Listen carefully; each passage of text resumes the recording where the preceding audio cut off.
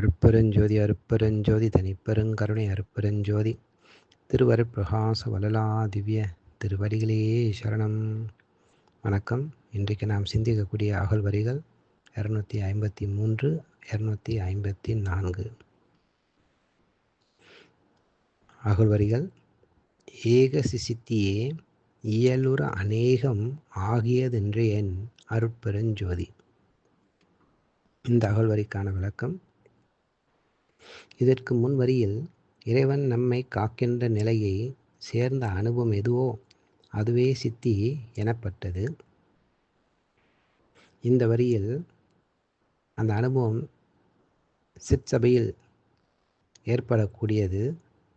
இந்த ஒன்றே ஆகிய சித்தி அனுபவமே செயல்படும் போது பேராற்றல் பெற்று அநேகமாக விளங்குகின்றது என்று விளக்குகின்றது இந்த அகழ்வரிகள்.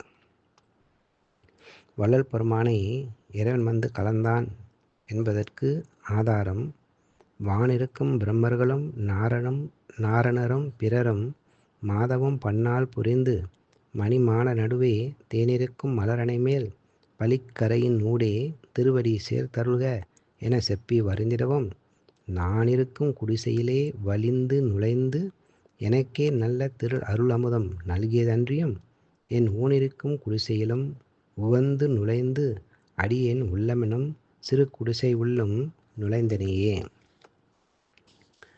வள்ளல் பெருமானை இறைவன் மணந்ததினால் இறைவனுக்கு இருக்கும் ஆற்றல் அவர் பெற்றிருக்கின்றார். அதனால் இல்லாமை என்பது எனக்கு இல்லை, எல்லாருக்கும் தருவேன் என்கின்றார். அதுக்கான சான்று இதோ. எல்லாமும் செய்யவல்ல தனி தலைவர் பொதுவில் இருந்து நடம் புரிகின்ற அரும் பெருஞ்சோதியனார் நல்லாய் நல் நாட்டார்கள் எல்லாரும் அறிய நன்னி என்னை மனம் புரிந்தார் புண்ணியனார். அதனால் இல்லாமை எனக்கில்லை, எல்லாருக்கும் தருவேன், என்னுடைய பெரும் செல்வம் என் புகழ்வேன் அம்மா, செல்லாத அண்டமட்டோ அப்புறத்து அப்பாலும் சிவஞானம் பெருஞ்செல்வம் சிறப்பது கண்டறியே. நன்றி. அருட்பெருஞ்சோதி அருட்பெருஞ்சோதி தனிப்பெருங்கருணை அருட்பெருஞ்சோதி திருவருட்பிரகாச வளலா திவ்ய திருவடிகளே சரணம்.